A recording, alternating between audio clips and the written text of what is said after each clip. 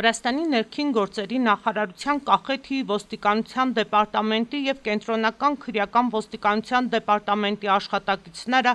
տարբեր ժամանակահատվածներում համատեղ իրականացված օպերատիվ միջոցառումների և քննչական գործողությունների արդյունքում ձերբակալել են մի քանի անձանց։ Նրանք մեղադրվում են հատկապես մեծ չափերով թմրանյութ պարունակող բույսի ապօրինի մշակման, մեծ և հատկապես մեծ չափերով թմրանյութ մարիխուանա ձեռք բերելու և պահելու համար։ Նման հանցագործությունները նախատեսում են մինչև 12 տարվա ազատազրկում։ Իրավապահները թմրամիջոցների համար մեղադրվող անձանց բնակարաններից և հատուկ պատրաստված ջերմոցներից առգրավվել են որպես ապացույց առանձնապես մեծ քանակությամբ թմրանյութ՝ չորացված մարիխուանա։ Քննությունը տարվում է Վրաստանի քրեական օրենսգրքի 265 և 273 հոդվածներով։